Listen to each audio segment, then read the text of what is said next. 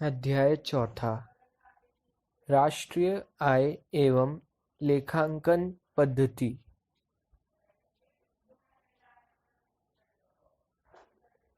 वस्तुनिष्ठ प्रश्न। पहला प्रश्न बहुविकल्पीय प्रश्न। पहला, एक देश की भौगोलिक सीमाओं में एक वर्ष में उत्पादित सभी वस्तुओं व सेवाओं के मूल्यों का योग कहलाता है। विकल्प है पहला सकल घरेलू उत्पाद, दूसरा सकल राष्ट्रीय उत्पाद, तीसरा विशुद्ध घरेलू उत्पाद, चौथा विशुद्ध राष्ट्रीय उत्पाद।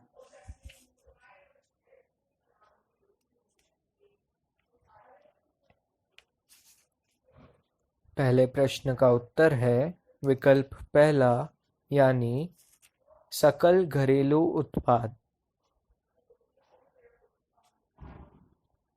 दूसरा, राष्ट्रीय आय समिति की स्थापना की गई। विकल्प है पहला सन 1950 में, दूसरा सन 1951 में, तीसरा सन 1949 में, चौथा सन 1952 में।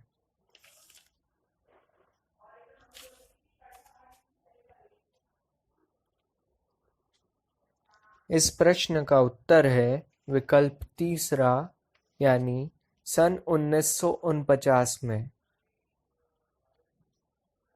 प्रश्न तीसरा, एक वर्ष की राष्ट्रीय आय में कुल जनसंख्या का भाग देने से प्राप्त होती है। विकल्प पहला निजी आय, विकल्प दूसरा व्यक्तिगत व्यय योग्य आय, विकल्प तीसरा प्रति व्यक्ति आय, विकल्प चौथा व्यक्तिगत आय।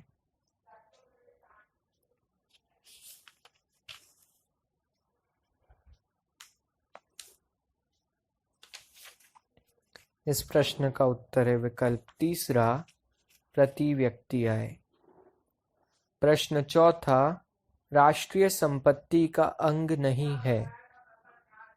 विकल्प है पहला स्थिर पूंजी, दूसरा मानव शक्ति, तीसरा उपकरण, चौथा प्राकृतिक संसाधन।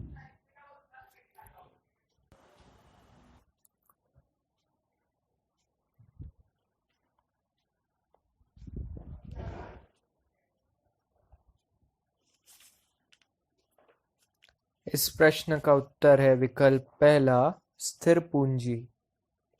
प्रश्न 5, राष्ट्रीय आय की गणना पद्धति में निम्न घटक की गणना होती है। विकल्प है पहला निजी उपभोग व्यय, दूसरा मजदूरी, तीसरा कृषि उत्पादन, चौथा सरकार द्वारा उत्पादित वस्तुएं।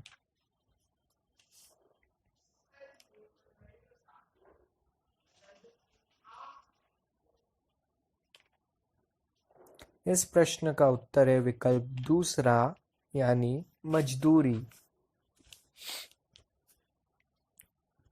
प्रश्न 6, प्राथमिक क्षेत्र के बाहर है। विकल्प पहला कृषि, विकल्प दूसरा मछली पालन, तीसरा होटल, चौथा खनन। इस प्रश्न का उत्तर है विकल्प तीसरा यानी होटल। प्रश्न 7, राष्ट्रीय आय की गणना की जाती है। विकल्प पहला वर्ष में एक बार, दूसरा वर्ष में 2 बार, तीसरा वर्ष में 4 बार, चौथा वर्ष में 5 बार। माफ कीजिएगा, चौथा है 5 वर्ष में एक बार। इस प्रश्न का उत्तर है विकल्प पहला वर्ष में एक बार। प्रश्न 8, भारत में राष्ट्रीय आय की गणना का कार्य करता है। विकल्प पहला राष्ट्रीय आय समिति, विकल्प दूसरा राष्ट्रीय न्यायाधीश निदेशालय, तीसरा केंद्रीय सांख्यिकी संगठन, चौथा वित्त मंत्रालय।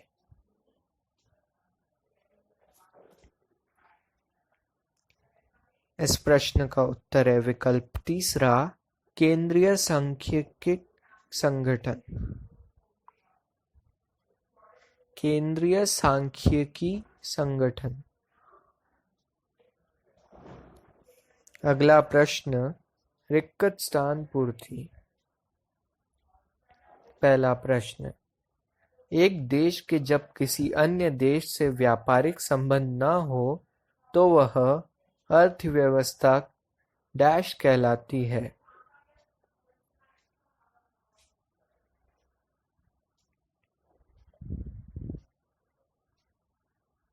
इस प्रश्न का उत्तर है बंद अर्थव्यवस्था। एक देश के जब किसी अन्य देश से व्यापारिक संबंध न हो तो वह अर्थव्यवस्था बंद अर्थव्यवस्था कहलाती है। दूसरा, भारत में राष्ट्रीय आय की गणना का कार्य डैश करता है।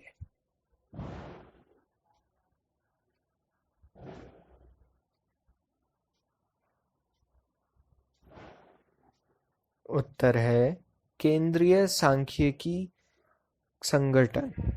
भारत में राष्ट्रीय आय की गणना का कार्य केंद्रीय सांख्यिकीय संगठन करता है।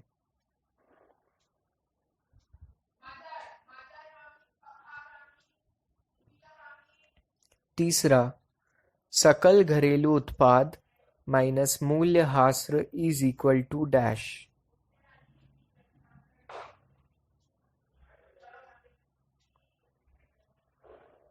उत्तर है शुद्ध घरेलू उत्पाद। सकल घरेलू उत्पाद माइनस मूल्यह्रास इज इक्वल टू शुद्ध घरेलू उत्पाद। चौथा, डैश वस्तुएं वे वस्तुएं होती हैं जिन्हें एक उत्पादन इकाई दूसरी उत्पादन इकाई से पुनः बिक्री हेतु खरीदती है।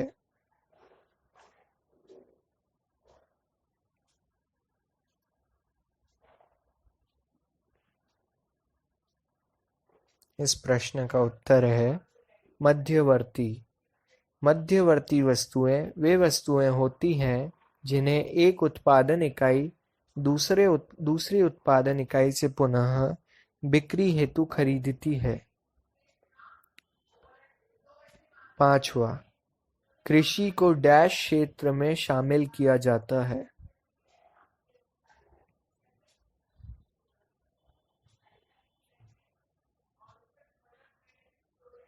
इसका उत्तर है प्राथमिक। कृषि को प्राथमिक क्षेत्र में शामिल किया जाता है। प्रश्न 6, राष्ट्रीय आय देश के डैश की सूचक है।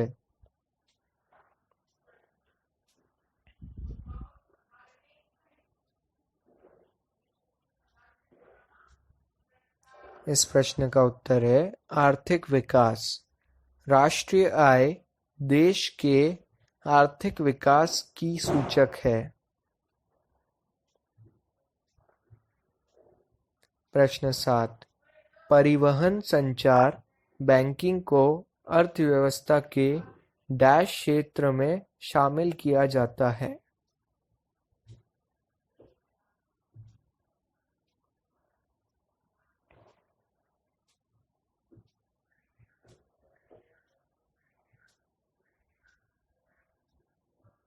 उत्तर है तृतीयक। परिवहन, संचार, बैंकिंग को अर्थव्यवस्था के तृतीयक क्षेत्र में शामिल किया जाता है। 8वां, प्रोफेसर फिशर द्वारा दी गई राष्ट्रीय आय की परिभाषा का आधार डैश है।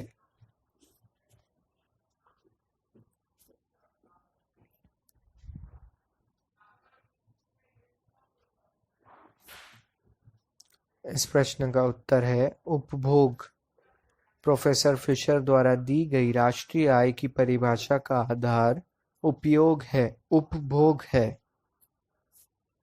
9वां, राष्ट्रीय आय में दोहरी गणना से बचने के लिए डैश वस्तुओं को सम्मिलित किया जाता है।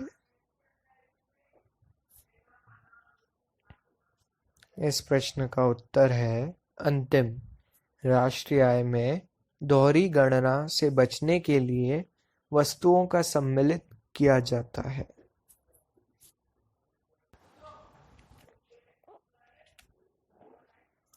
अगला प्रश्न, सत्य असत्य।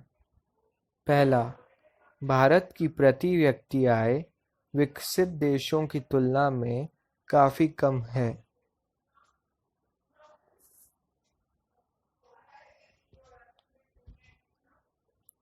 इस प्रश्न का उत्तर है सत्य। दूसरा, स्टॉक परिवर्तन एक प्रवाह है। स्टॉक परिवर्तन एक प्रवाह है।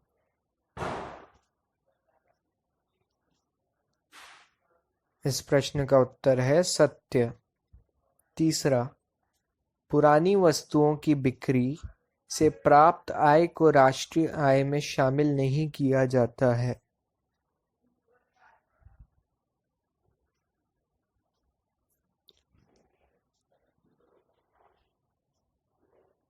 इस प्रश्न का उत्तर है सत्य।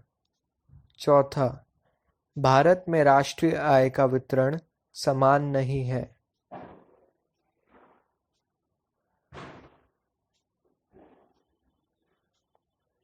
उत्तर है सत्य। पांचवा, उपहार के रूप में प्राप्त आय को राष्ट्रीय आय में सम्मिलित किया जाता है।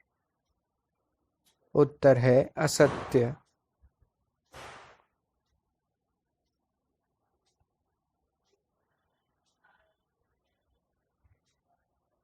भारत में राष्ट्रीय आय का वितरण समान नहीं है।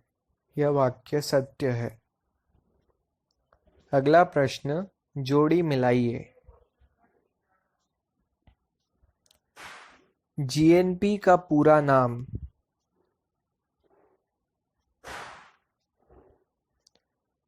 इसका मेल सकल राष्ट्रीय उत्पाद से होगा।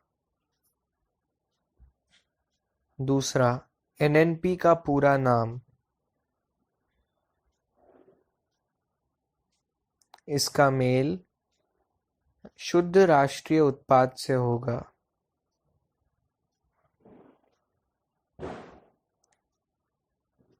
तीसरा, जीडीपी का पूरा नाम। इसका मेल सकल घरेलू उत्पाद से होगा। चौथा, छात्रवृत्ति 2009 या दान। इसका मेल हस्तांतरण आय से होगा। पांचवा, उत्पादन विधि को कहा जाता है।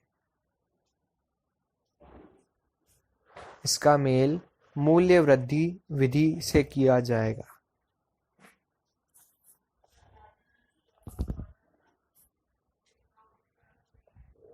अगला प्रश्न, एक शब्द वाक्य में उत्तर दीजिए। प्रश्न 1, कृषि, वन खनन, मछली पालन आदि अर्थव्यवस्था के किस क्षेत्र में आते हैं?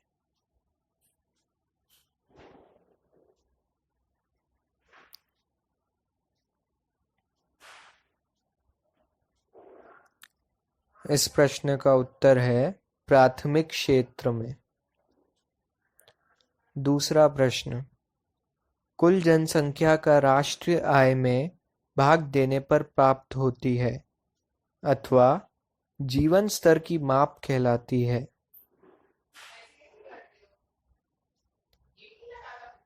इस प्रश्न का उत्तर है प्रति व्यक्ति आय। प्रश्न तीसरा, एनएनपी का पूरा नाम लिखिए।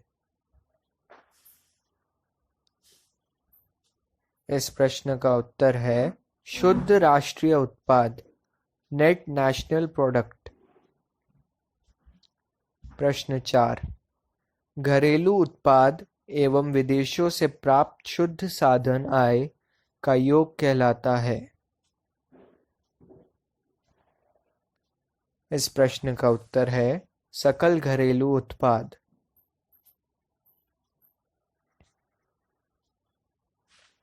प्रश्न 6, माफ कीजिएगा, प्रश्न 4 था घरेलू उत्पाद एवं विदेशों से प्राप्त शुद्ध साधन आय का योग क्या कहलाता है। इस प्रश्न का उत्तर है सकल राष्ट्रीय उत्पाद।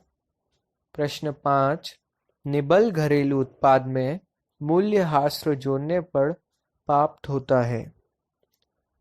निबल घरेलू उत्पाद में मूल्यह्रास जोड़ने पर प्राप्त होता है। इस प्रश्न का उत्तर है सकल घरेलू उत्पाद।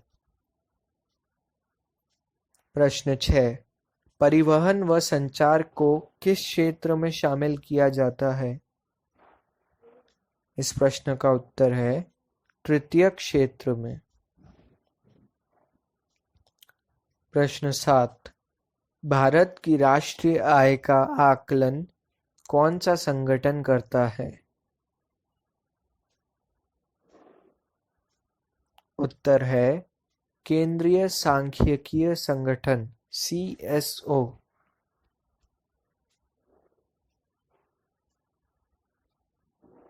प्रश्न 8, राष्ट्रीय आय नमूना सर्वेक्षण की स्थापना किस वर्ष में की गई। उत्तर है 1950 में।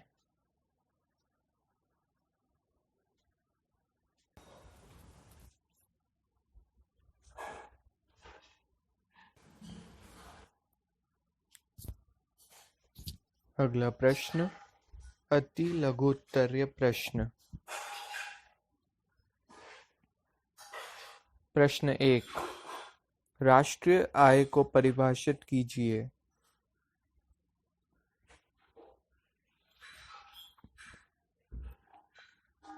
उत्तर,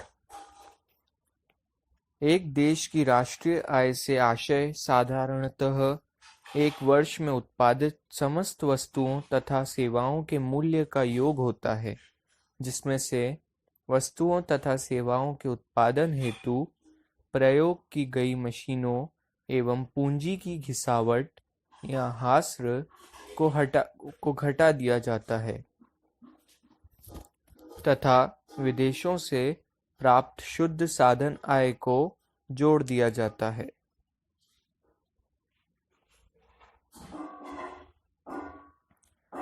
प्रश्न 2, शुद्ध निर्यात से क्या आशय है।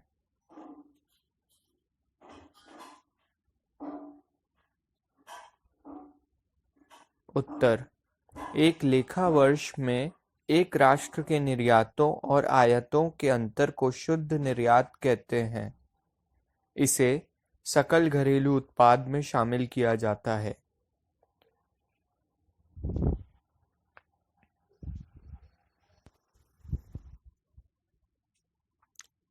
प्रश्न 3, सकल घरेलू उत्पाद से क्या आशय है।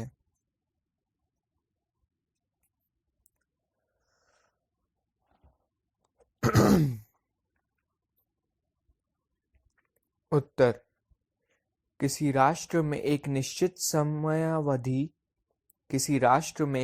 समयावधि में जिन अंतिम वस्तुओं एवं सेवाओं का उत्पादन किया जाता है, उनके मौद्रिक मूल्य को सकल घरेलू उत्पाद कहते हैं। ये वस्तुएं एवं सेवाएं उपभोक्ता तथा पूंजीगत दोनों प्रकार की हो सकती हैं।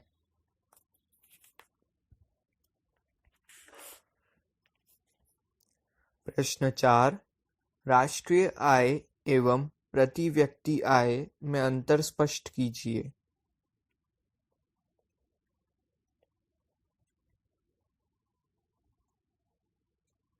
उत्तर, राष्ट्रीय आय से आशय किसी राष्ट्र में एक वर्ष की अवधि में उत्पादित समस्त वस्तुओं एवं सेवाओं के मौद्रिक मूल्य के योग से होता है, जबकि प्रति व्यक्ति आय ज्ञात करने के लिए राष्ट्रीय आय में कुल जनसंख्या का भाग दे देते हैं।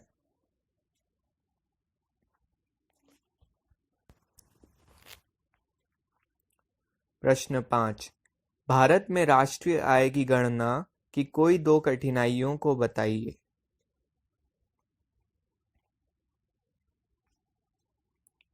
उत्तर।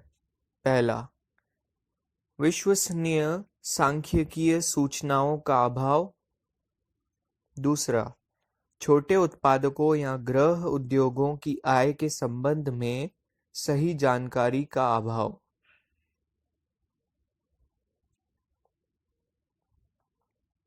प्रश्न 6।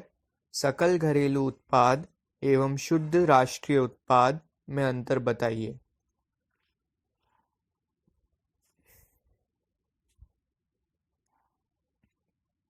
उत्तर। सकल घरेलू उत्पाद का आशय एक देश की घरेलू सीमा में एक वर्ष में उत्पादित समस्त वस्तुओं के मौद्रिक मूल्य से है, जबकि शुद्ध राष्ट्रीय उत्पाद से आशय एक निश्चित अवधि में उत्पादित वस्तुओं एवं सेवाओं के कुल मूल्य में से मूल्यह्रास को घटाने के पश्चात जो शेष बचता है उससे है।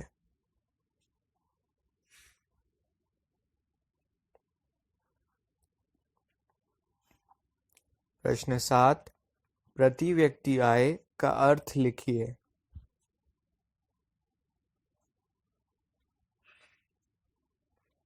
उत्तर। प्रति व्यक्ति आय किसी राष्ट्र की एक वर्ष में व्यक्तियों की औसत आय को उस राष्ट्र की प्रति व्यक्ति आय कहते हैं। यह धारणा भी चालू कीमतों पर और स्थिर कीमतों पर आय की माप से संबंध रखती है। जैसे यदि चालू कीमतों पर 2011 की प्रति व्यक्ति आय मालूम करनी हो तो उस वर्ष की राष्ट्रीय आय को उसी वर्ष की जनसंख्या द्वारा विभाजित कर दिया जाता है। 2011 की प्रति व्यक्ति आय इज इक्वल टू 2011 की राष्ट्रीय आय डिवाइडेड बाय 2011 की जनसंख्या।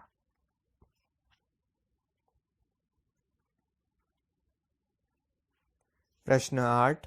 एक अर्थव्यवस्था में आय सृजन की प्रक्रिया को समझाइए।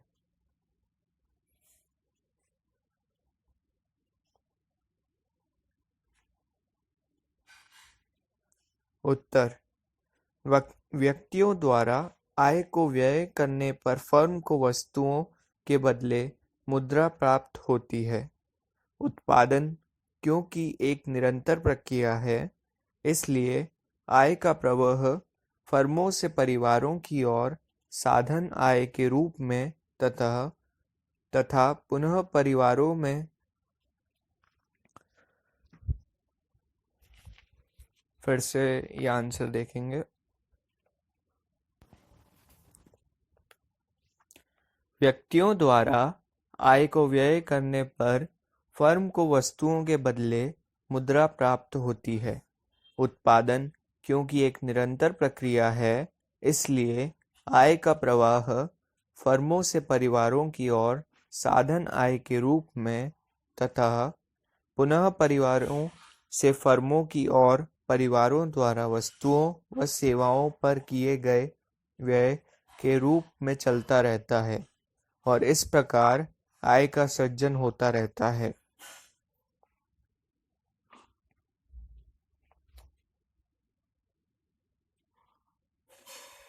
प्रश्न 9। सकल घरेलू उत्पाद की कोई दो विशेषताएं लिखिए।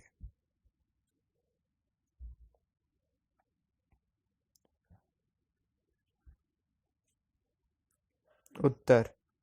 पहली विशेषता, सकल घरेलू उत्पाद का संबंध देश की भौगोलिक सीमा में एक वर्ष की अवधि में हुए अंतिम उत्पादित वस्तुओं और वस्तुओं व सेवाओं के मौद्रिक मूल्य के जोड़ से है। दूसरी विशेषता, इन वस्तुओं एवं सेवाओं का उत्पादन निजी क्षेत्र या सार्वजनिक क्षेत्र या दोनों में किया जाता है।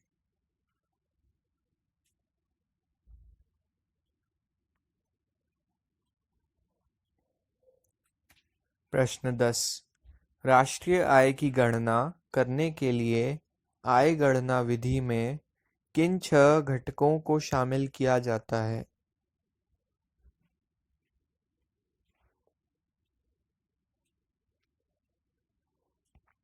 उत्तर, पहला मजदूरी तथा वेतन, दूसरा लगान, तीसरा ब्याज, चौथा लाभ, पांचवा विदेशों से प्राप्त शुद्ध साधन आय तथा छठा अप्रत्यक्ष कर।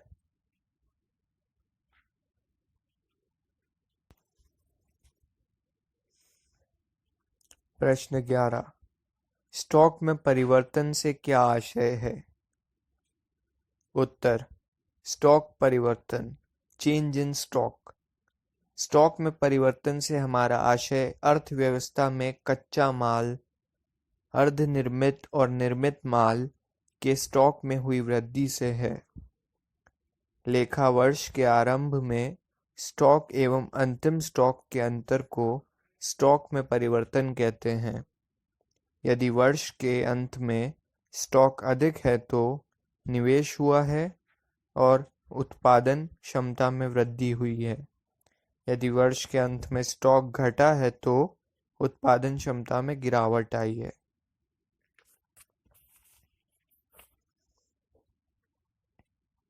प्रश्न 12, घरेलू साधन आय से क्या आशय है?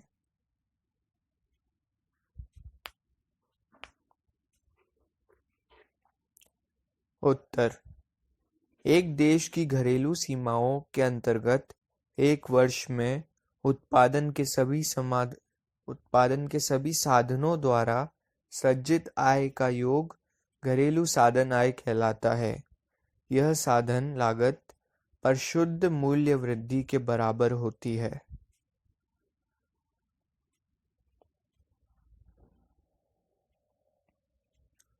प्रश्न 13, कृषि पर निर्भरता से राष्ट्रीय आय में धीमी गति से वृद्धि होती है, स्पष्ट कीजिए।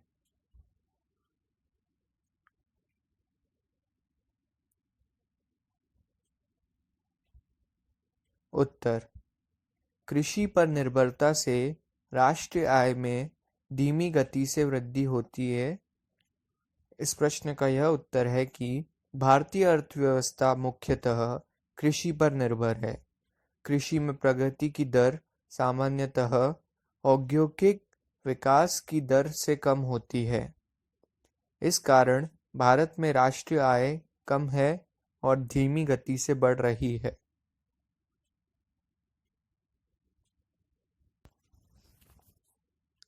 अगला प्रश्न, लघु उत्तरीय प्रश्न। पहला प्रश्न, राष्ट्रीय आय लेखांकन से क्या आशय है?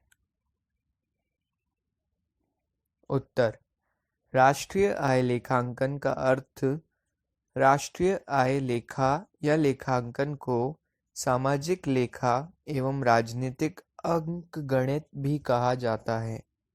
राष्ट्रीय आय लेखांकन एक ऐसी धारणा को व्यक्त करता है जिसका संबंध एक राष्ट्र या समाज में उन समस्त प्रकार की आर्थिक क्रियाओं से होता है जो एक निश्चित संस्थागत ढांचे के अंतर्गत की जाती है। आर्थिक क्रियाओं के सांख्यिकीय वर्गीकरण से संबंधित होने के कारण यह अर्थव्यवस्था के क्रियाकलाप को स्पष्ट करने में सहायक होता है। विभिन्न अर्थशास्त्रियों ने इसको निम्न प्रकार से परिभाषित किया है। प्रोफेसर फ्रैंक जॉन के शब्दों में, राष्ट्रीय आय लेखांकन वह प्रणाली है जिसके द्वारा सामूहिक आर्थिक क्रियाओं को समझा जा सकता है। चार्ल्स शुल्स के अनुसार राष्ट्रीय आय लेखांकन उत्पादन, व्यय तथा आय के संबंध में एक संस्थात्मक ढांचा प्रस्तुत करता है। पॉल स्टुडेंट्स्की के शब्दों में, राष्ट्रीय लेखा विश्लेषण अर्थव्यवस्था के जटिल वित्तीय व्यवहारों की प्रकृति, मात्रा एवं अंतर्संबंधों को निश्चित करने की एक प्रणाली है। उपयुक्त परिभाषाओं से स्पष्ट है कि राष्ट्रीय लेखांकन को एक निश्चित समयावधि में अर्थव्यवस्था के विभिन्न क्षेत्रों में संपादित समस्त कार्यविधियों का लेखा जोखा कहा जा सकता है।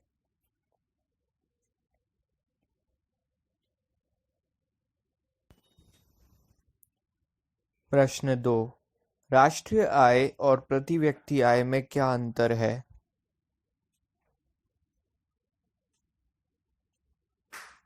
उत्तर, राष्ट्रीय आय और प्रति व्यक्ति आय में अंतर। पहला, राष्ट्रीय आय किसी देश में एक वर्ष में उत्पादित वस्तुओं एक सेवाओं के योग को राष्ट्रीय आय कहते हैं। प्रति व्यक्ति आय जब एक देश की राष्ट्रीय आय को उसकी जनसंख्या से विभाजित करने पर जो परिणाम आता है वह प्रति व्यक्ति आय है। राष्ट्रीय आय को उत्पादित समस्त वस्तुओं एवं सेवाओं के मौद्रिक मूल्य के रूप में व्यक्त किया जा सकता है।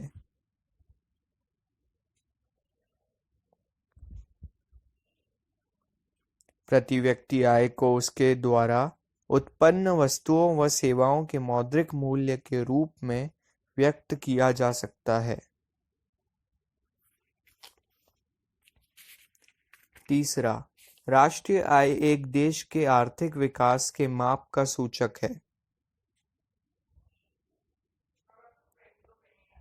प्रति व्यक्ति आय की धारणा का प्रयोग एक देश में लोगों के रहन सहन के स्तर की माप के लिए किया जाता है। चौथा, राष्ट्रीय आय का संबंध एक देश के उत्पादन से होता है। प्रति व्यक्ति आय का संबंध एक देश की औसत आय से होता है। पांचवा, राष्ट्रीय आय मानव विकास सूचकांक का मापक नहीं है। प्रति व्यक्ति आय मानव विकास सूचकांक नापने का प्रमुख मापक है। प्रति व्यक्ति आय, शिक्षा और स्वास्थ्य।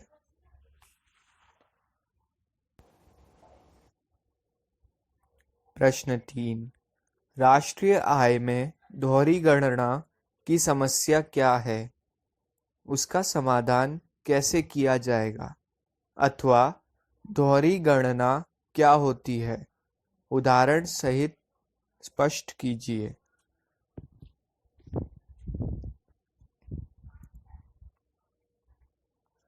उत्तर, राष्ट्रीय आय की गणना करते समय सबसे बड़ी कठिनाई दोहरी गणना की होती है। इसमें एक वस्तु या सेवा को कई बार गिनने की आशंका बनी रहती है। दोहरी गणना न हो इसके लिए यह आवश्यक है कि केवल अंतिम उपभोक्ता वस्तुओं का मूल्य ही लिया जाए, मध्यवर्ती वस्तुओं का नहीं। वास्तव में कच्चे माल तथा अर्ध निर्मित वस्तुओं के संबंध में तो दोहरी गणना की संभावना बहुत ही अधिक रहती है। उदाहरण के लिए, यह एक साधारण सी गलती है कि कृषि उत्पादन का अनुमान लगाते समय गन्ने तथा कपास की मात्रा को उसमें शामिल कर लिया जाए और औद्योगिक उत्पादन की गणना करते समय इनसे बनाई चीनी और कपड़ों को भी सम्मिलित कर लिया जाए। यदि ऐसा हो तो राष्ट्रीय आय कई गुना हो जाती है।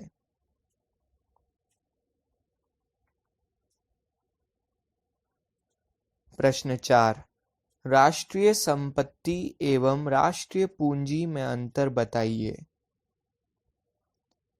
राष्ट्रीय संपत्ति और राष्ट्रीय पूंजी में अंतर निम्न प्रकार से है। पहला, राष्ट्रीय संपत्ति, यह सभी पुनरुत्पादित व गैर पुनरुत्पादित संसाधनों का कुल योग है, जबकि राष्ट्रीय पूंजी में यह सभी पुनरुत्पादित संसाधनों का कुल योग है। राष्ट्रीय संपत्ति एक व्यापक अवधारणा है जिसमें भूमि और राष्ट्रीय पूंजी दोनों शामिल होते हैं, जबकि राष्ट्रीय पूंजी राष्ट्रीय संपत्ति का केवल एक भाग है। तीसरा, राष्ट्रीय संपत्ति पर्याप्त मात्रा में होने पर भी राष्ट्र के निवासी निर्धन हो सकते हैं, जबकि राष्ट्रीय पूंजी की मात्रा बढ़ने पर राष्ट्र के निवासियों का जीवन स्तर बढ़ता है।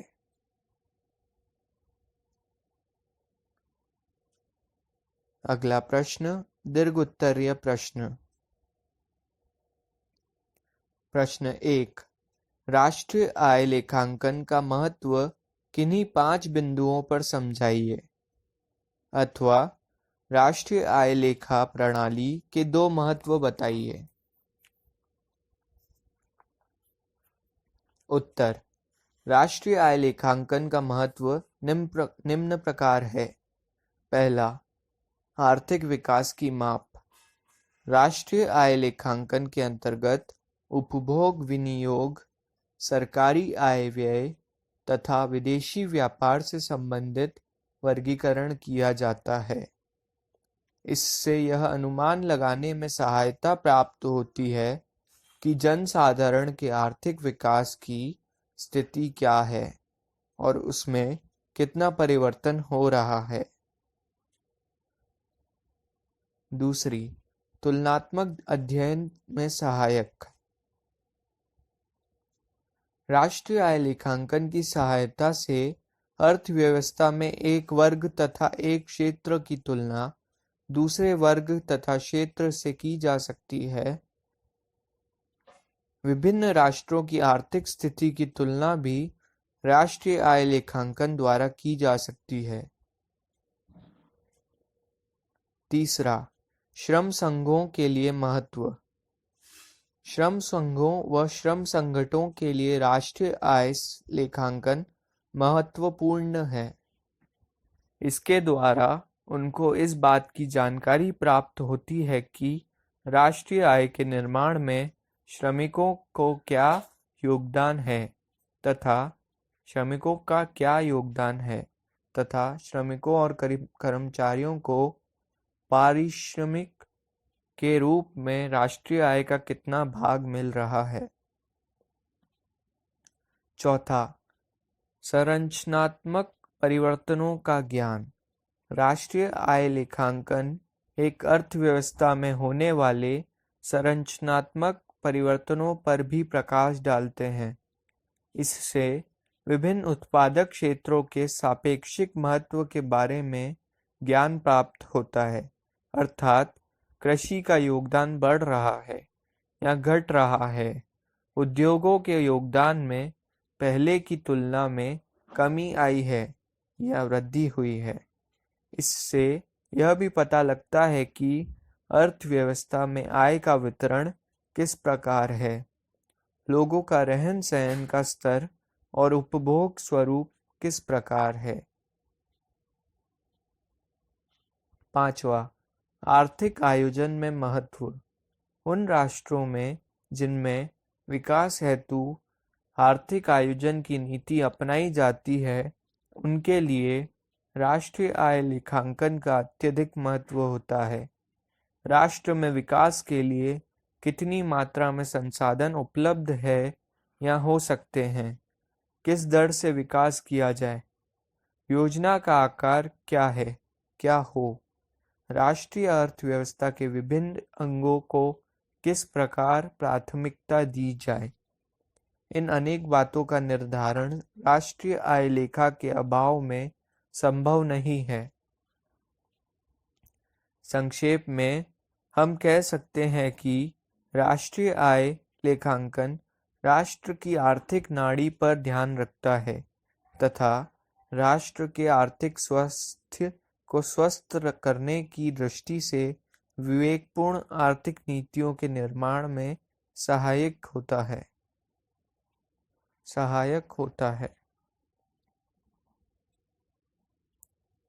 प्रश्न 2। प्रोफेसर मार्शल की राष्ट्रीय आय की परिभाषा दीजिए एवं सकल घरेलू उत्पाद तथा विशुद्ध घरेलू उत्पाद को समझाइए।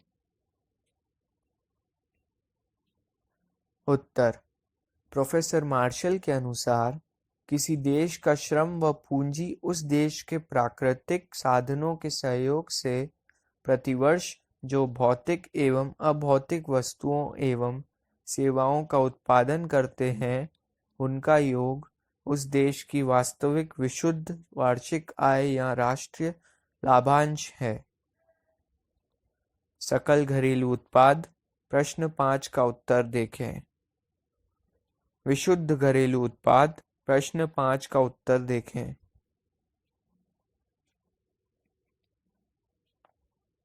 प्रश्न 3। राष्ट्रीय आय का अर्थ बताइए एवं भारत में राष्ट्रीय आय की 4 मुख्य प्रवृत्तियों का उल्लेख कीजिए। उत्तर। राष्ट्रीय आय का अर्थ। आधुनिक दृष्टिकोण से राष्ट्रीय आय की परिभाषा साइमन कुजनेट्स ने इन शब्दों में की है: राष्ट्रीय आय वस्तुओं और सेवाओं का वह शुद्ध उत्पादन है जो एक वर्ष की अवधि में राष्ट्र की उत्पादन प्रणाली में अंतिम उपभोक्ताओं के हाथों में पहुंचता है।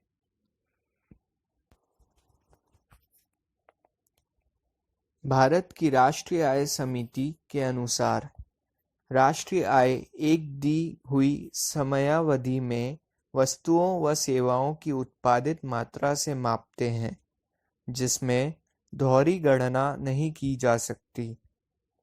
इस प्रकार राष्ट्रीय आय संबंधी विभिन्न दृष्टिकोणों के विश्लेषण से यह स्पष्ट है कि राष्ट्रीय आय के अंतर्गत राष्ट्र में उत्पन्न सभी वस्तुओं तथा सेवाओं के शुद्ध मूल्य को शामिल किया जाता है। शुद्ध मूल्य की गणना के लिए कुल मूल्य में से आश्रय को घटा दिया जाता है तथा विदेशों से प्राप्त शुद्ध लाभों को जोड़ दिया जाता है। इसमें यह ध्यान रखा जाता है कि कोई गणना 2 बार न हो। भारत में राष्ट्रीय आय की मुख्य प्रवृत्तियां। भारत की राष्ट्रीय आय की मुख्य प्रवृत्तियां का अध्ययन निम्नलिखित शीर्षकों के अंतर्गत किया जा सकता है।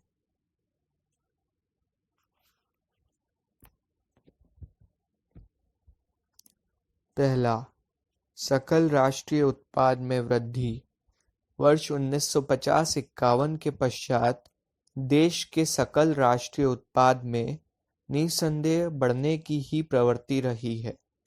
चालू मूल्यों के आधार पर सकल राष्ट्रीय उत्पाद 1950-51 में रुपये 10,360 करोड़ थी, जो 2014-15 में रुपये 1,23,40,772 हो गई है।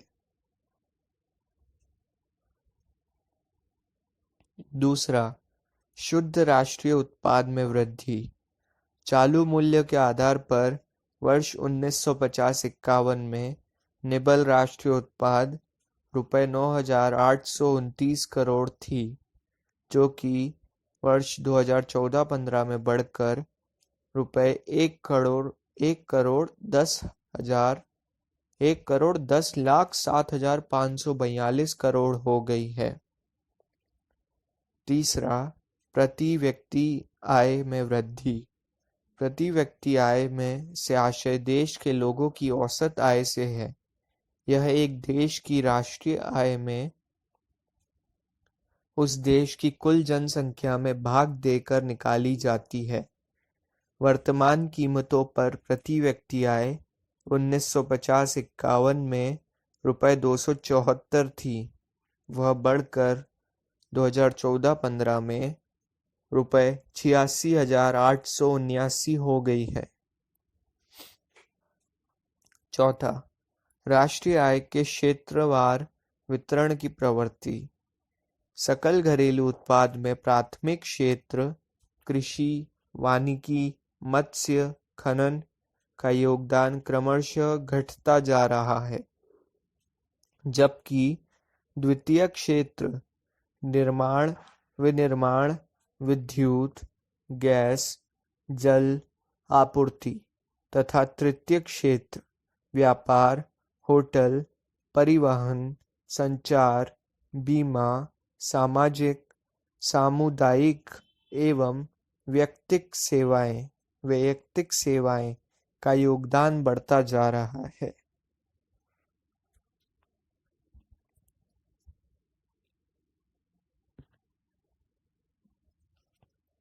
प्रश्न 4, राष्ट्रीय आय एवं राष्ट्रीय पूंजी में अंतर स्पष्ट कीजिए। उत्तर, राष्ट्रीय आय एवं राष्ट्रीय पूंजी में अंतर को निम्नलिखित प्रकार से स्पष्ट किया गया है। राष्ट्रीय आय। पहला, राष्ट्रीय आय अर्थव्यवस्था में उत्पादित विभिन्न वस्तुओं एवं सेवाओं के मूल्य की माप है, जबकि राष्ट्रीय पूंजी राष्ट्रीय संपत्ति का एक भाग है। दूसरा, राष्ट्रीय आय का संबंध पूंजी एवं वस्तुओं और उपभोक्ता वस्तुओं से है जिनका निर्माण एक वर्ष की अवधि में हुआ है, जबकि राष्ट्रीय पूंजी का संबंध केवल देश को पूंजीगत वस्तुओं से होता है। तीसरा, राष्ट्रीय आय एक प्रवाह है, जबकि राष्ट्रीय पूंजी एक स्टॉक है।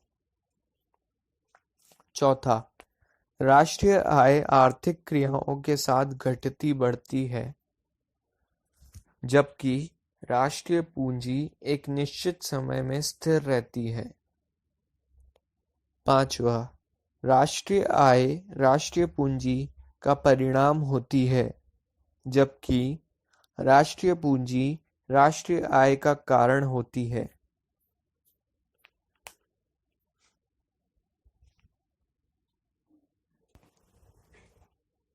प्रश्न 5, राष्ट्रीय आय की निम्नलिखित अवधारणाओं पर टिप्पणी कीजिए। पहला, सकल घरेलू उत्पाद। दूसरा, शुद्ध घरेलू उत्पाद। तीसरा, सकल राष्ट्रीय उत्पाद। चौथा, शुद्ध राष्ट्रीय उत्पाद। अथवा सकल राष्ट्रीय उत्पाद का अर्थ लिखिए अथवा सकल घरेलू उत्पाद का अर्थ लिखिए।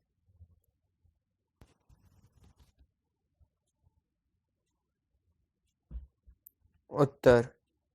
पहला, सकल घरेलू उत्पाद जीडीपी किसी राष्ट्र में एक निश्चित समयावधि में जिन अंतिम वस्तुओं एवं सेवाओं का उत्पादन किया जाता है उनके मौद्रिक मूल्य को सकल घरेलू उत्पाद कहते हैं। अर्थव्यवस्था के उत्पादक क्षेत्र जो कि उत्पादन क्रियाओं में संलग्न प्रतिवर्ष कई वस्तुओं एवं सेवाओं जैसे चावल, उर्वरक, सीमेंट, इस्पात, डॉक्टरों की सेवाएं, अध्यापकों की सेवाएं आदि का उत्पादन करते हैं। सभी उत्पादित वस्तुओं व सेवाओं के कुल मौद्रिक मूल्य को सकल घरेलू उत्पाद जीडीपी कहते हैं। एक अर्थव्यवस्था में अनेक वस्तुओं एवं सेवाओं का उत्पादन होता है। उन सभी के मौद्रिक मूल्य का योग करके बाजार कीमत पर सकल घरेलू उत्पाद की गणना कर ली जाती है। इस प्रकार GDP MP is equal to P of Q plus P of S। GDP MP जहां है बाजार कीमतों के अनुसार सकल घरेलू उत्पाद, P जहां पर है वस्तु या सेवा की प्रति इकाई कीमत, Q है सकल उत्पादन और S है सेवाएं। Therefore, GDP MP is equal to P of Q plus P of S। दूसरा, शुद्ध घरेलू उत्पाद NDP। एक राष्ट्र में एक वर्ष की अवधि में राष्ट्र के अपने ही साधनों द्वारा उत्पादित की गई वस्तुओं और सेवाओं के कुल मौद्रिक मूल्य में से यदि घिसावट व्यय या प्रतिस्थापन व्यय को घटा दिया जाए तो जो शेष बचता है उसे शुद्ध घरेलू उत्पाद कहते हैं। शुद्ध घरेलू उत्पाद सकल घरेलू उत्पाद माइनस मूल्यह्रास होता है।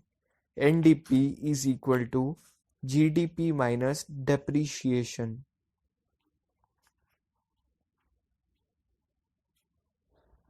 तीसरा, सकल राष्ट्रीय उत्पाद GNP। आर्थिक विश्लेषण में राष्ट्रीय उत्पाद की व्याख्या में सकल उत्पाद शब्द काफी प्रयोग होता है। जैसा कि विदित है, आधुनिक युग में प्रत्येक राष्ट्र के विश्व के अन्य राष्ट्रों से आर्थिक संबंध होते हैं। दूसरे शब्दों में, प्रत्येक राष्ट्र कुछ न कुछ निर्यात करता है। यदि निर्यात के आयात पर आधिक्य को सकल घरेलू उत्पाद में जोड़ दिया जाए तो सकल राष्ट्रीय उत्पाद को ज्ञात किया जा सकता है। संक्षेप में, सकल राष्ट्रीय उत्पाद इज इक्वल टू सकल घरेलू उत्पाद प्लस विदेशों से प्राप्त शुद्ध आय।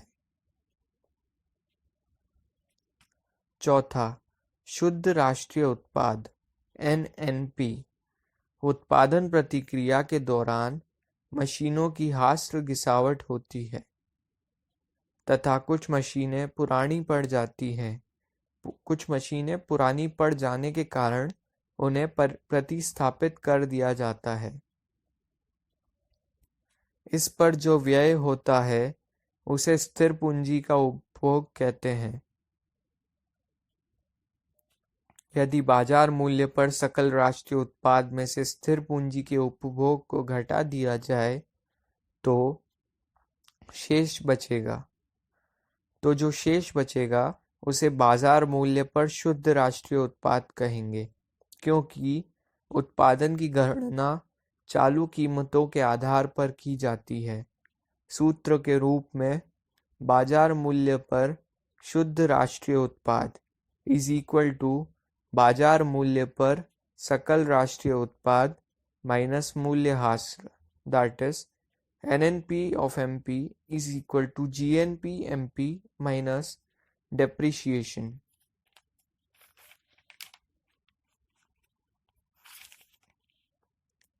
प्रश्न 6, राष्ट्रीय आय मापने की उत्पाद विधि की विवेचना कीजिए, अथवा मूल्य वृद्धि द्वारा राष्ट्रीय आय की गणना किस प्रकार की जाती है।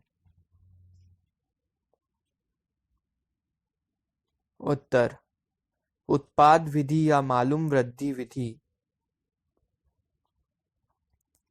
इस रीति के अनुसार राष्ट्र में वर्ष भर में उत्पादित सभी अंतिम वस्तुओं और सेवाओं के कुल मूल्य को बाजार कीमतों पर जोड़ा जाता है। दूसरे शब्दों में, इस प्रणाली में हर उद्योग का अंतिम वस्तु के निर्माण में जो योगदान होता है उसका अनुमान लगाया जाता है। कुल उत्पादन को ज्ञात करने के लिए सभी आर्थिक क्रियाओं से प्राप्त उत्पादन के आंकड़े लिए जाते हैं। कुल उत्पादन को ज्ञात करने के लिए सभी आर्थिक क्रियाओं से प्राप्त उत्पादन के आंकड़े लिए जाते हैं जिनका बाजार कीमतों पर मूल्यांकन किया जाता है, जैसे कृषि उत्पादन, वनों में प्राप्त लकड़ी, वनों से प्राप्त लकड़ी, खानों से प्राप्त खनिज पदार्थ, छोटे बड़े उद्योगों से उत्पादित पदार्थ, यातायात, संचार, बैंक, बीमा कंपनियों, अध्यापकों, वकीलों, डॉक्टरों द्वारा उत्पादन में किया गया योगदान इत्यादि। इसमें अंतिम वस्तुओं एवं सेवाओं को ही शामिल किया जाता है तथा मध्यवर्ती वस्तुओं और सेवाओं को छोड़ दिया जाता है। एक वर्ष में उत्पादित समस्त वस्तुओं के योग को सकल घरेलू उत्पाद जीडीपी कहा जाता है, किंतु समस्त वस्तुओं के उत्पाद के योग को ज्ञात करना कठिन ही नहीं वरन असंभव है, क्योंकि अलग अलग वस्तुओं के उत्पादन को मापने के लिए भिन्न भिन्न माप की इकाइयों का प्रयोग किया जाता है। जैसे कपड़े के लिए मीटर, गेहूं के लिए टन, तेल के लिए लीटर, लौह इस्पात के लिए मीट्रिक टन, सड़क व रेल मार्ग के लिए किलोमीटर आदि। इस प्रकार की सेवाओं से प्राप्त उपयोगिता की माप अत्यंत कठिन है, क्योंकि उपयोगिता एक हदयगत वस्तु है जिसका अनुभव किया जा सकता है, परिमाणात्मक रूप में व्यय नहीं किया जा सकता है। इसी कारण वस्तुओं और सेवाओं का मूल्य मापने के लिए अर्थशास्त्रियों ने मुद्रा का प्रयोग किया है। एक अर्थव्यवस्था में एक लेखा वर्ष के अंतर्गत उत्पादित की गई समस्त अंतिम वस्तुएं एवं सेवाओं का बाजार मूल्य मौद्रिक मूल्य ले लिया जाता है। यह बाजार मूल्यों पर सकल घरेलू उत्पाद जीडीपी-एमपी कहलाता है। इसे घरेलू सीमा में उत्पादित अंतिम वस्तुओं व सेवाओं को बाजार कीमत से गुणा करके ज्ञात किया जाता है। समीकरण के रूप में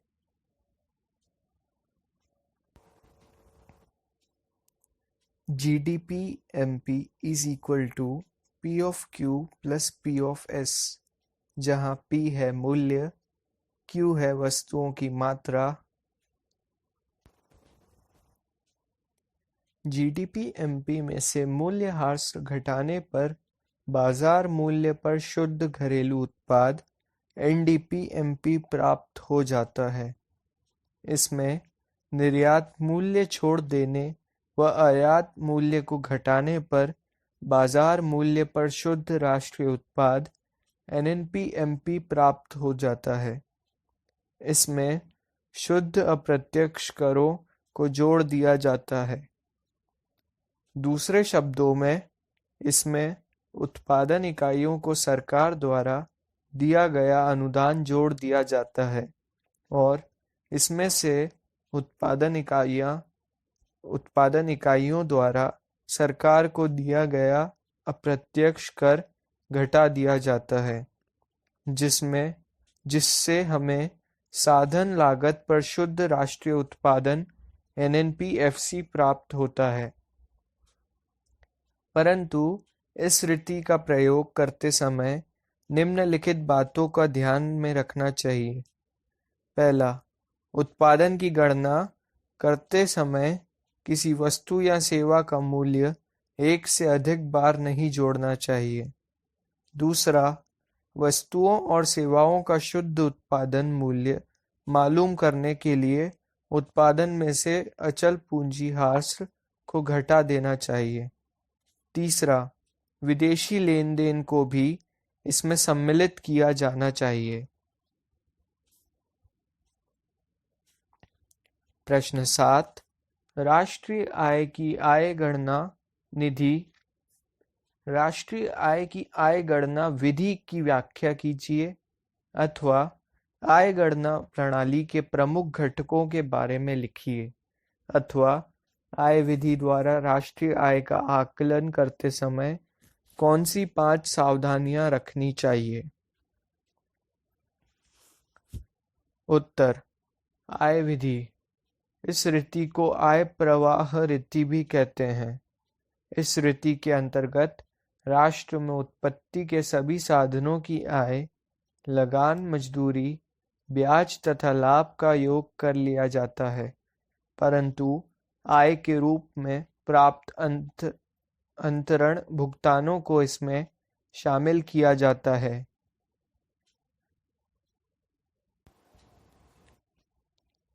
आय विधि में निम्नलिखित संघटक है।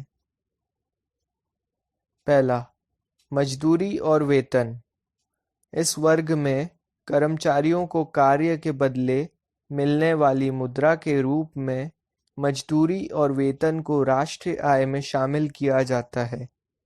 कर्मचारियों को दिया गया मुफ्त मकान, मुफ्त चिकित्सा, मुफ्त यातायात सुविधा या निःशुल्क शिक्षा सुविधा भी बाजार मूल्य पर अंकित करके राष्ट्रीय आय में शामिल की जाती है। दूसरा, व्यक्तियों की किराए की आय। इसमें व्यक्तियों द्वारा कृषि और गैर कृषि संपत्तियों से प्राप्त किराए की राशि को शामिल किया जाता है। तीसरा, गैर कंपनी व्यापारों की आय। इस वर्ग में एकाकी व्यापारी, साझेदारी तथा स्वयं रोजगारित व्यक्तियों की आय को शामिल किया जाता है। चौथा, कंपनियों के लाभ। यह वह लाभ होता है जिसमें से कंपनियों द्वारा दिया जाने वाला निगम लाभ कर तथा अंशधारियों को दिया जाने वाला लाभांश घटाया नहीं जाता है। पांचवा, ब्याज से प्राप्त आय। इसके अंतर्गत व्यक्तियों द्वारा सरकारी स्रोत को छोड़कर अन्य साधनों से प्राप्त शुद्ध ब्याज की आय को सम्मिलित किया जाता है।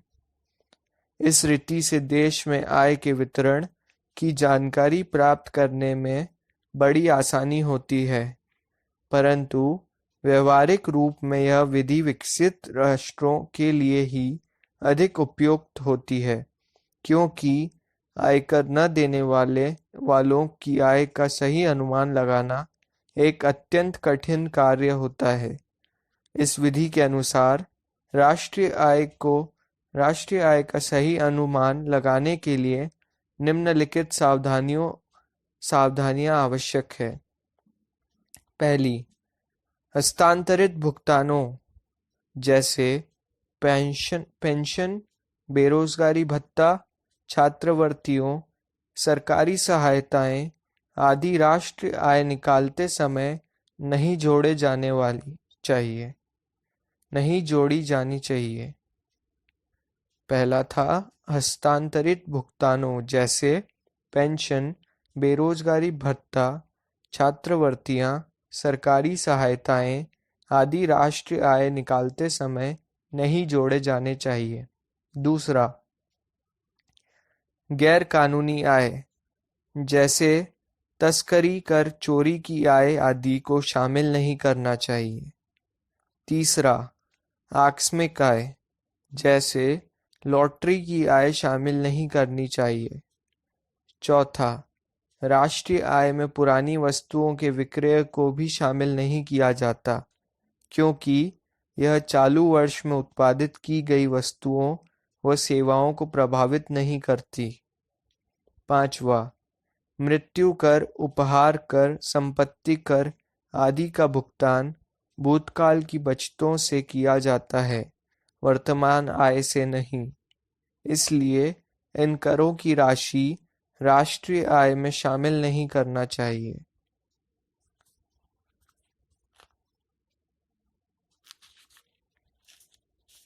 प्रश्न 8, राष्ट्रीय आय में आपका क्या आशय है?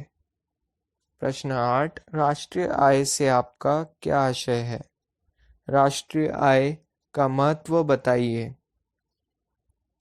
अथवा राष्ट्रीय आय के महत्व को 5 बिंदुओं में समझाइए। उत्तर। राष्ट्रीय आय से आशय। एक देश की राष्ट्रीय आय से आशय साधारणतः एक वर्ष में उत्पादित समस्त वस्तुओं तथा सेवाओं के मूल्य का योग होता है, जिसमें से वस्तुओं तथा सेवाओं के उत्पादन हेतु प्रयोग की गई मशीनों एवं पूंजी की घिसावट या हास्र को हटा दिया जाता है तथा विदेशों से प्राप्त शुद्ध साधन आय को जोड़ दिया जाता है। पहला महत्व। आर्थिक कल्याण की माप। राष्ट्रीय आय की सहायता से किसी देश के आर्थिक कल्याण को मापा जा सकता है। डॉक्टर मार्शल के अनुसार अन्य बातें समान रहने पर किसी देश की राष्ट्रीय आय जितनी अधिक होती है, उस देश का आर्थिक कल्याण भी उतना ही अधिक समझा जाता है। सरकार की नीतियों में सहायक। राष्ट्रीय आय विश्लेषण सरकार की प्रशुल्क नीतियों के निर्धारण में महत्वपूर्ण भूमिका निभाते हैं। प्रायः करों का निर्धारण राष्ट्रीय आय के अनुपात में किया जाता है। तीसरा, आर्थिक विकास का मापदंड। अन्य सभी बातें समान रहते हुए जब किसी देश की आय में वृद्धि होती है, तब यह माना जाता है कि उस देश की आर्थिक स्थिति सुदृढ़ हो रही है। चौथा, आर्थिक उन्नति का तुलनात्मक अध्ययन। इससे यह पता लगाया जा सकता है कि विभिन्न देशों में कृषि, उद्योग, व्यापार आदि से कितनी आय प्राप्त होती है। ऐसा करने से किसी देश की अन्य देशों में विभिन्न क्षेत्रों में होने वाली प्रगति का अनुमान लगाया जा सकता है। पांचवा, आय के वितरण का अनुमान। राष्ट्रीय आय की गणना से समाज के विभिन्न वर्गों में आय के वितरण का भी ज्ञान हो जाता है। प्रश्न 9। भारत में राष्ट्रीय आय की गणना में आने वाली 5 कठिनाइयों का वर्णन कीजिए। उत्तर। पहली, सांख्यिकीय कठिनाइयाँ। राष्ट्रीय आय की गणना में सबसे बड़ी कठिनाई पर्याप्त आंकड़ों का अभाव है। भारत में कृषि लोगों का मुख्य व्यवसाय है, परंतु कृषि तथा सहायक धंधों में लागत तथा आय के सही आंकड़े उपलब्ध नहीं हो पाते हैं। दूसरा, पर्याप्त आंकड़ों का अभाव। भारत में राष्ट्रीय आय के अनुमान की एक समस्या यह है कि भारत के अधिकांश लोग अशिक्षित हैं। इस कारण उनके संबंध में आंकड़े एकत्र करना कठिन हो जाता है। तीसरा, अमौद्रिक क्षेत्र। विकासशील राष्ट्र में एक महत्वपूर्ण अमौद्रिक क्षेत्र होता है, जिसके कारण राष्ट्रीय आय का हिसाब लगाना कठिन है।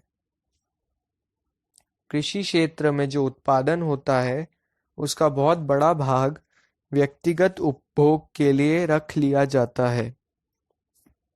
चौथा, दोहरी गणना की समस्या। राष्ट्रीय आय की गणना की एक प्रमुख कठिनाई यह है कि राष्ट्रीय आय की गणना में अनेक प्रकार की आयों को दूसरी बार शामिल किए जाने का डर रहता है। इस कठिनाई से बचने की सर्वश्रेष्ठ प्रक्रिया यह है कि केवल उन वस्तुओं पर सेवाओं को आंका जाए जिनका अंतिम रूप से प्रयोग किया जाता है। पांचवा, दोषपूर्ण व्यावसायिक ढांचा। भारत में अधिकांश लोगों के आय के स्रोत एक से अधिक होते हैं। राष्ट्रीय आय में एक स्रोत से आय सम्मिलित हो पाती है और शेष स्रोतों से आय सम्मिलित होने से बच जाती है।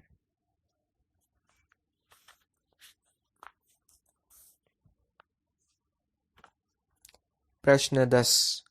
भारत में राष्ट्रीय आय की धीमी वृद्धि के किन्हीं 5 कारणों का उल्लेख कीजिए, अथवा भारत में राष्ट्रीय आय कम होने के आर्थिक कारण बताइए, अथवा भारत में राष्ट्रीय आय कम होने के कारण बताइए। उत्तर: भारत में राष्ट्रीय आय की वृद्धि दर कम होने के प्रमुख कारण निम्नलिखित हैं। पहला, जनसंख्या वृद्धि। जनसंख्या वृद्धि राष्ट्रीय आय तथा प्रति व्यक्ति आय में वृद्धि की धीमी गति का सबसे महत्वपूर्ण कारण है। दूसरा, कृषि उत्पादन की अनिश्चितता। भारत की राष्ट्रीय आय में कृषि का महत्वपूर्ण योगदान है, किंतु कृषि आज भी मानसून पर निर्भर है, जिसका व्यवहार अनिश्चित है। तीसरा, कुशल श्रमिकों का अभाव। भारत में कुशल श्रमिकों के अभाव से भी विकास अवरुद्ध होता है। प्रत्येक उद्योग अपने उपक्रमों के संचालन के लिए विशिष्ट रूप से कुशल व्यक्तियों की मांग करता है, जिसका यहाँ अत्यंत अभाव पाया जाता है। चौथा, पिछड़ी तकनीक। भारत में तकनीकी पिछड़ापन कृषि क्षेत्र तथा औद्योगिक क्षेत्र दोनों में ही विद्यमान है, जिससे भारत की अर्थव्यवस्था आज भी बैलगाड़ी युग की अर्थव्यवस्था के समान ही है। पांचवा, बचत एवं निवेश की निम्न दर। राष्ट्रीय आय की राशि मुख्यतः बचत एवं निवेश की दर पर निर्भर करती है। भारत में बचत और निवेश की दर कम है, जिससे राष्ट्रीय आय भी कम है।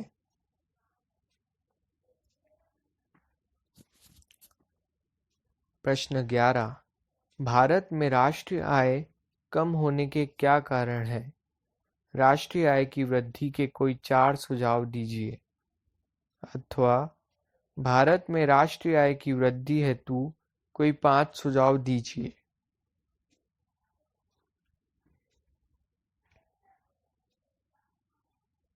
उत्तर: राष्ट्रीय आय में वृद्धि के उपाय।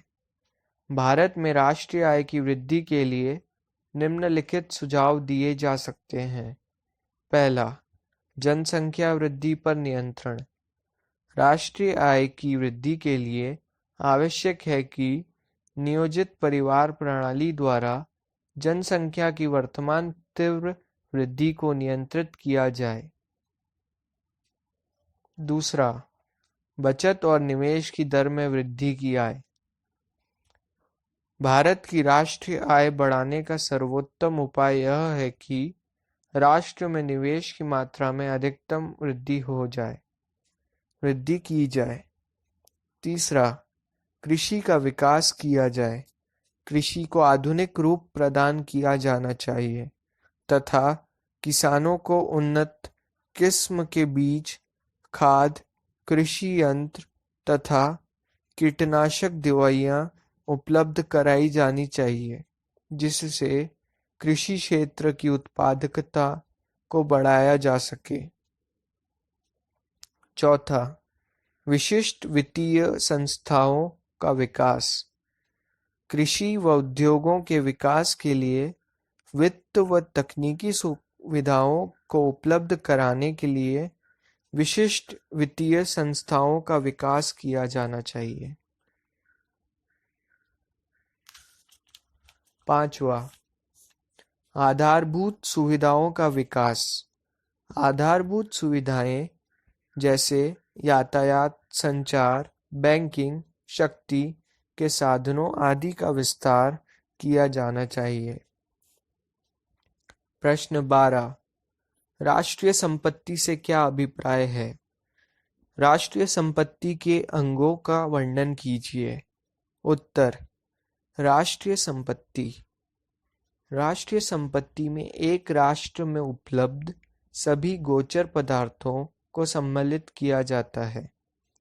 ये गोचर पदार्थ पुनरुत्पादनीय तथा गैर पुनरुत्पादनीय होते हैं। इसके प्रमुख घटक निम्नलिखित हैं। पहला, इसके अंतर्गत कच्ची सामग्री, अर्धनिर्मित माल तथा निर्मित माल आदि के स्टॉक को सम्मिलित किया जाता है। दूसरा, इसके अंतर्गत यातायात मशीनों, उपकरणों, भवनों आदि को सम्मिलित किया जाता है।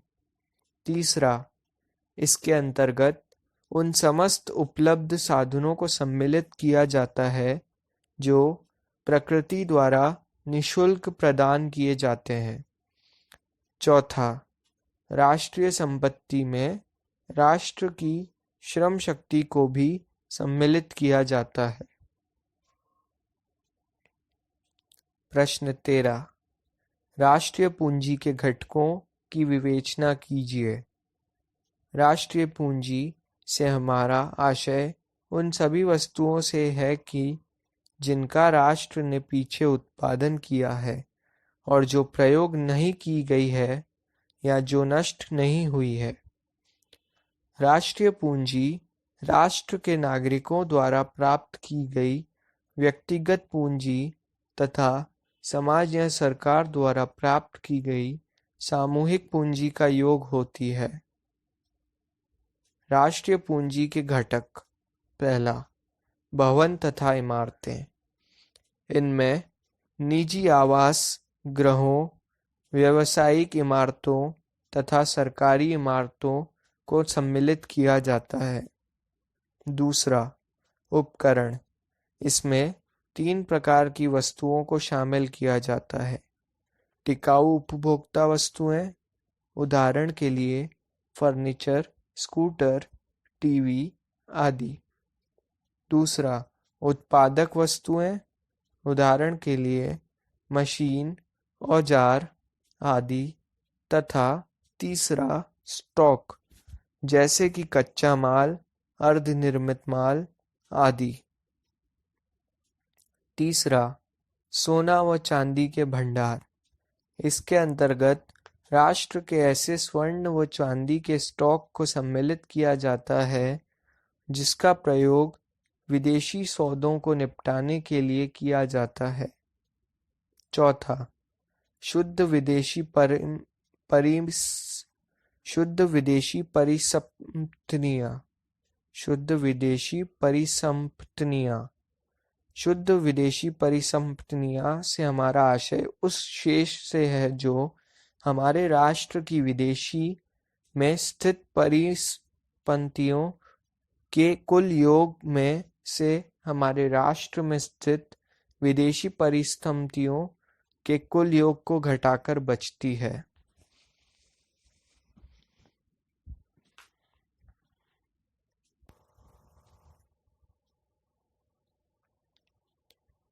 प्रश्न 14, निम्नलिखित आंकड़ों से आय विधि द्वारा राष्ट्रीय आय की गणना कीजिए।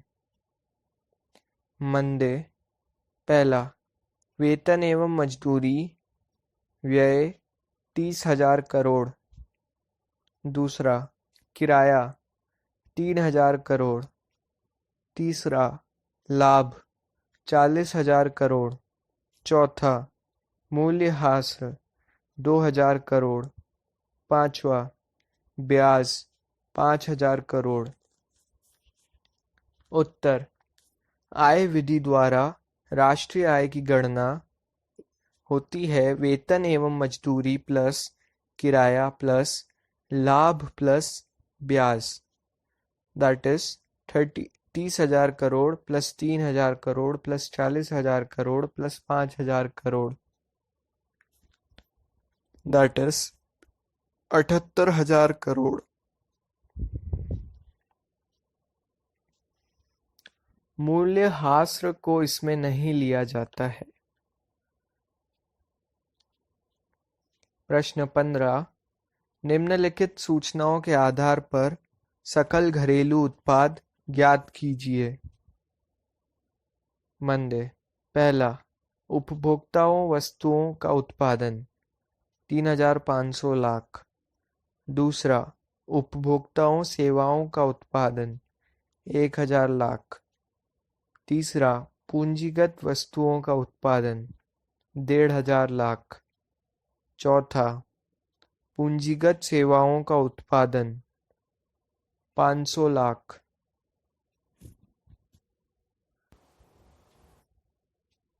पांचवा, विदेशों से अर्जित शुद्ध साधन आय 400 लाख। छठा, मूल्यह्रास 100 लाख।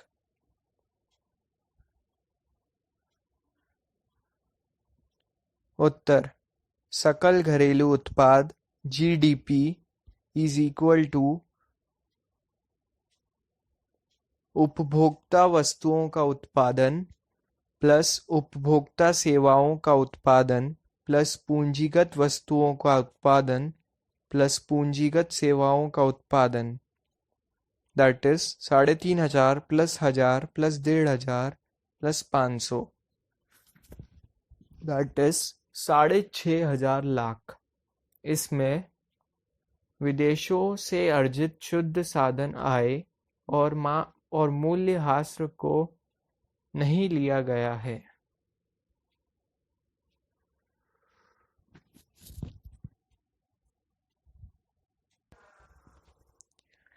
प्रश्न 16, निम्नलिखित आंकड़ों से आय विधि द्वारा राष्ट्रीय आय ज्ञात कीजिए।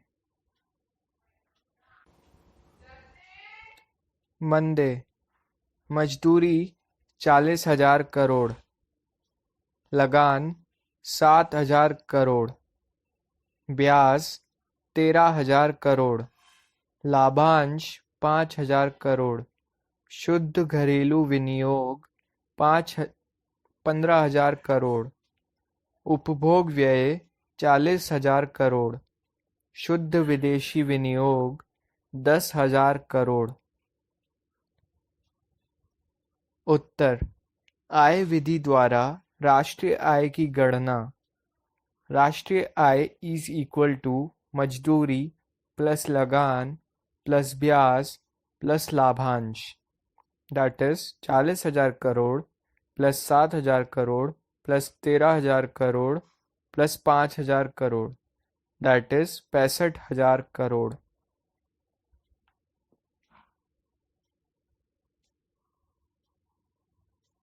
इसमें शुद्ध घरेलू विनियोग, उपभोग व्यय, शुद्ध विदेशी विनियोग को नहीं लिया गया है।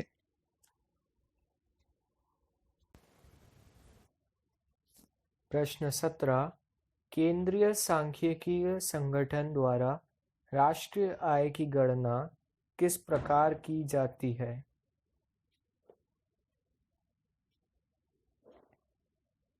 उत्तर, केंद्रीय सांख्यिकीय संगठन CSO द्वारा राष्ट्रीय आय की गणना। केंद्रीय सांख्यिकीय संगठन विभिन्न क्षेत्रों में राष्ट्रीय आय में योगदान को ज्ञात करने के लिए जिन विधियों का प्रयोग करता है उनका वितरण अग्रांकित सारणी में किया गया है।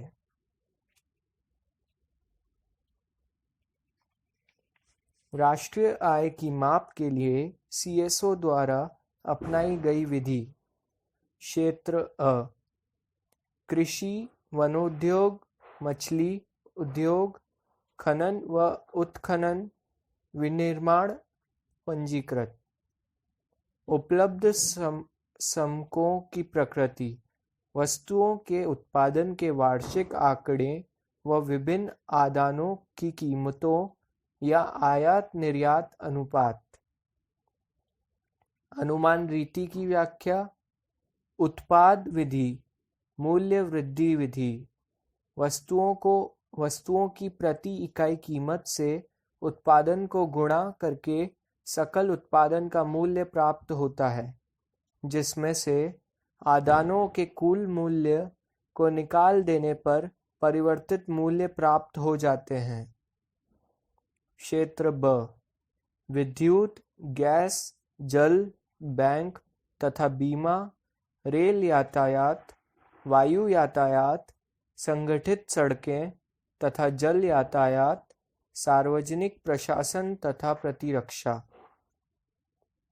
विभिन्न प्रकार की साधन आय जिसकी सूचना उद्यमों या कंपनियों के लिखित वार्षिक प्रतिवेदन द्वारा प्राप्त होती है। परिवर्तित मूल्य को ज्ञात करने के लिए प्रत्येक उद्यम व संगठन में कर्मचारियों के पारिश्रमिक, ब्याज, किराया, परिचालन, अधिशेष अथवा लाभ की वास्तविक गणना करके उसका कुल योग प्राप्त कर लिया जाता है। क्षेत्र स गैर पंजीकृत निर्माण उद्योग, गैस व जल आपूर्ति एवं जल यातायात संकलन व्यापार, होटल, रेस्टोरेंट, आवास गृहों का स्वामित्व व अन्य सेवाएं। दशक में हुई जनगणना से कार्यशील जनसंख्या का अनुमान, निर्देशन, सर्वेक्षणों से श्रम की औसत उत्पादिता के समकों की उपलब्धि। दशक के अनुसार कार्यशील जनसंख्या के अनुमानों का आंतरगणन व ब्राह्मगणन व निर्दिष्ट सूचकों के अनुसार श्रम की औसत उत्पादिता का भविष्य या भूतकाल में अनुमान लगाया जाता है।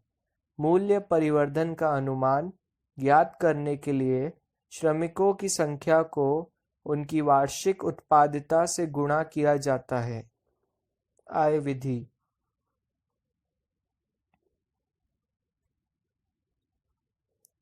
प्रश्न 18। अर्थव्यवस्था के प्राथमिक, द्वितीयक तथा तृतीयक क्षेत्रों के अर्थ लिखिए। उत्तर।